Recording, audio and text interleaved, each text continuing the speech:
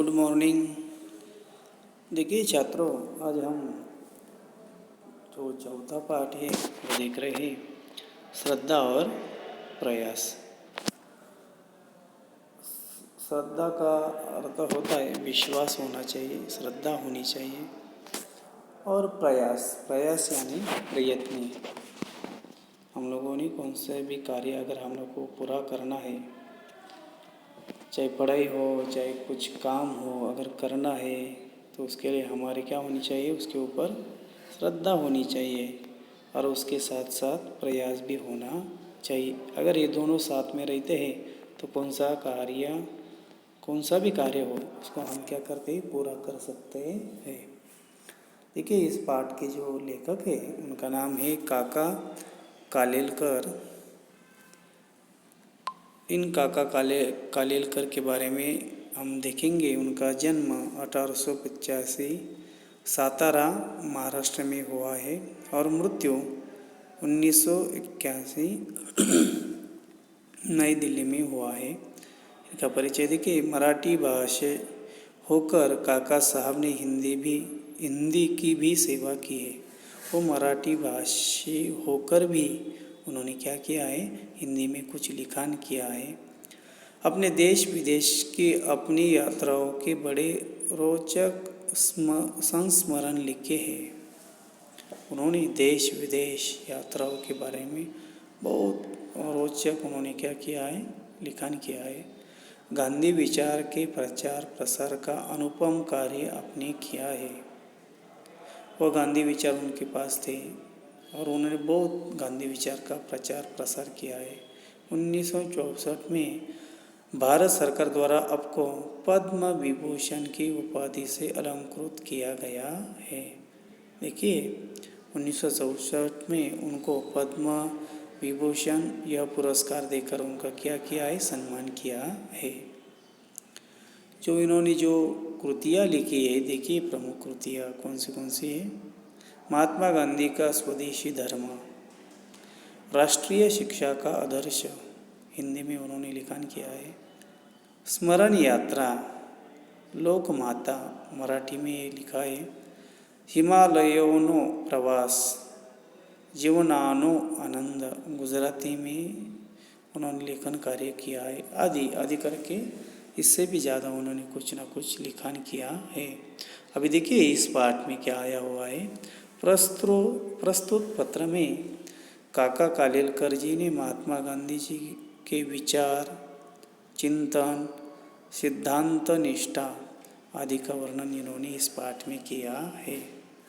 गांधी जी के जो विचार थे, उनके जो सिद्धांत थे, उनका जो चिंतन विचार था, सब इस पाठ में उन्होंने क्या किया है, लिखा है, वर्णन किया है।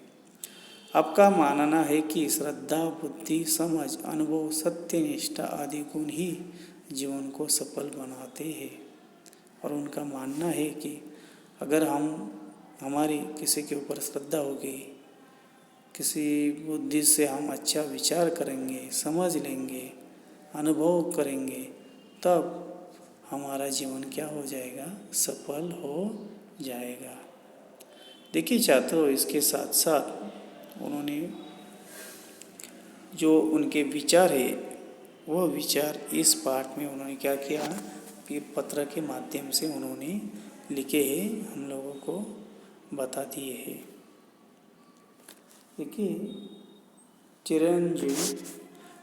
चिरंजीवी प्यारी पुत्री शांति, तारीख 21/12/67 का पत्र मिला। इसमें भी अपना कोई विचार, अनुभव या निर्णय नहीं है।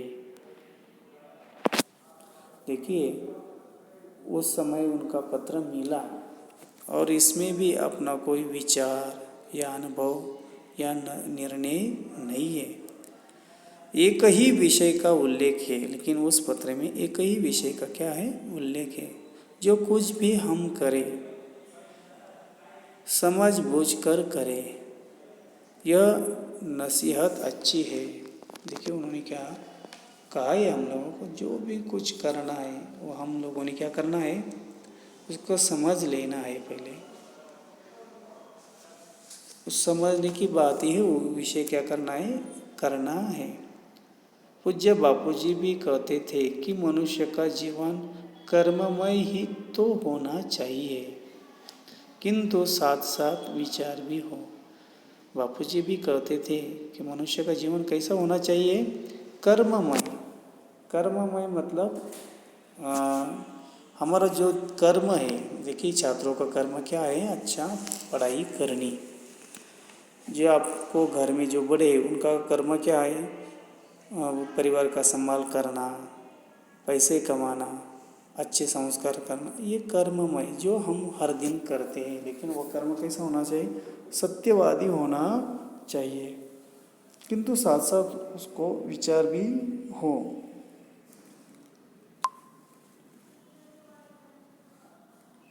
बापूजी के जर्मन जो दोस्त कैलनबैक बापूजी से कहते थे, आपके हर एक काम के पीछे स्पष्ट विचार, चिंतन और सिद्धांत निष्ठा होती ही है। देखिए उनके जो दोस्त थे जर्मन के, उन्होंने उनको कहा, आप जो भी काम करते हैं वो काम के पीछे क्या रहता है, एक स्पष्ट विचार रहता है, वो चिंतनीय रहता है और सिद्धांत भी रहता है। क्षण क्षण ऐसी नित्य जागरूकता देखकर हम आश्चर्यचकित होते हैं, और आप इतने जागरूक होते हैं कि क्षण क्षण ऐसे हर क्षण में जागरूक होने के कारण हम ये सब देखकर क्या होते हैं, आश्चर्यचकित होते हैं।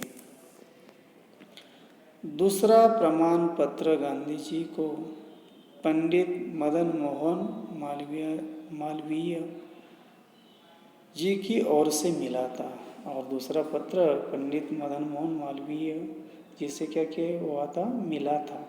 वे बापूजी से कहते थे, और वो बापूजी से बता देते थे, कहते थे क्या, कैसा आश्चर्य है कि तुम अनेक लोग मिलकर अनेक ढंग से चर्चा करने पर भी जब निर्णय नहीं कर सकते तब आपके पास आते हैं। और उन्होंने कहा, सब लोग एक साथ में बैठकर चर्चा करने पर भी जब क्या हो जाता है, निर्णय नहीं हो जाता, निर्णय नहीं कर पाते, उस समय आप सबको संतोष हो ऐसा निर्णय देते हैं अथवा रास्ता सुझाते हैं, और आप सब चर्चा कर कर सब बातें बताकर ऐसा निर्णय देते हैं, या अथवा ऐसा रास्ता सुझाते हैं, बता देते हैं कि उस रास्ते से अगर गए तो अच्छा रहेगा, कुछ निर्णय देंगे, वो निर्णय भी अच्छा रहेगा, हित का रहेगा। यह तो ठीक है, लेकिन कितनी जल्दी, क्योंकि ऐसा हो जाता है निर्णय देना इतनी सीधी बात नहीं है, क्योंकि निर्णय लेना है या रास्ता किसी को बताना है तो ये सीधी बात नहीं है। और बापूजी आप तुरंत वो क्या कर लेते हैं, इतना जल्दी निर्णय दे देते हैं, तुरंत निर्णय देते हैं, बड़ा कौतुक होता है। पूज्य बापूजी की मुँह से ही ये बातें सुनी थी। देखिए बापूजी से मुँह से ही कुछ बातें उन्होंने क्या की थी, सुनी थी। पूज्य बापूजी सिद्धांत निष्ठा तो थे, और उनके सिद्धांत उनको अंधा नहीं बनाते थे। उनके पास जितने भी क्या थे, सिद्धांत थे, वो सिद्धांत उनको कभी भी अंधा नहीं बना देते थे। सिद्धांतों का निर्णय और अर्थ वे तार्किक बुद्धि से ही करते नहीं थे। इसलिए मैं कहता था, गांधी जी कभी भी तर्कांध नहीं थे, क्योंकि इसके कारण मैं हर समय कहता था क्या, वो गांधी जी तर्कांध नहीं है।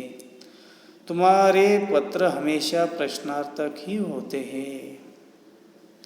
क्यों, उनका कहना है कि तुम जो पत्र भेजते हैं वो प्रश्नार्थक ही होता है, लेकिन तुम्हारे प्रश्न सुंदर ढंग से रखे जाते हैं। लेकिन तुम्हारे जो प्रश्न है वह अच्छा तरह से रखे जाते हैं, प्रश्न के आसपास का वायुमंडल उपस्थित करके ही प्रश्न को सजीव किया जाता है। और देखिए कौन सा भी प्रश्न हो उसके आसपास के जो वायुमंडल है उसको भी क्या कर उपस्थित करके ही प्रश्न क्या हो जाता है, सजीव हो जाता है। इसलिए प्रश्न की चर्चा करने में आनंद आता है और विचार विस्तार से लिखने की इच्छा भी होती है। और देखिए चर्चा करने का वो क्या हो जाता है, फिर वो आनंद आता है और विचार विस्तार से लिखने की इच्छा भी होती है। आगे देखिए, श्रद्धा, बुद्धि, समझ, अनुभव, कल्पना, अभ्युपगम आदि सब बातें अपनी अपनी दृष्टि से पेश करती है। देखिए कौन सा भी कार्य करना है तो हमारी उसके ऊपर क्या होनी चाहिए, श्रद्धा होनी चाहिए। अच्छा विचार के साथ बुद्धि ने अच्छा विचार करना चाहिए, उसके साथ साथ समझना भी चाहिए, अनुभव भी होना चाहिए, कल्पना भी करनी चाहिए और अभ्युपगम मतलब हमने उसका अंगीकार भी करना चाहिए। यह सब बातें अपनी अपनी दृष्टि पेश करती है, मतलब अपने ऊपर ही यह सब रहता है। श्रद्धा कितनी रखनी है, बुद्धि कैसे है, अनुभव कैसा करना है, समझ कैसे करना, यह सब हमारे ऊपर ही रहता है। किंतु जब हम जीवन दृष्टि को प्रधानता देते हैं तब इन सभी का आप ही आप सामंजस्य हो जाता है।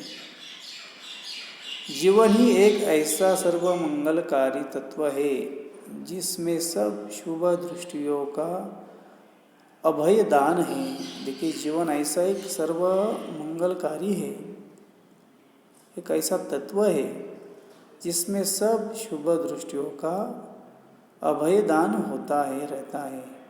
सामंजस्य और समन्वय ही जीवन का सच्चा व्याकरण है। देखिए सामंजस्य होना चाहिए और समन्वय होना चाहिए।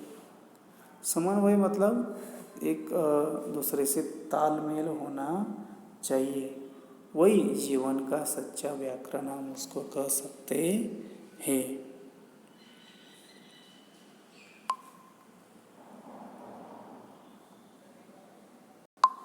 देखिए छात्रों, अभी हमने आधा पाठ देख लिया है, जो बचा हुआ पाठ है वो हम क्या करेंगे, बाद में देखेंगे। धन्यवाद।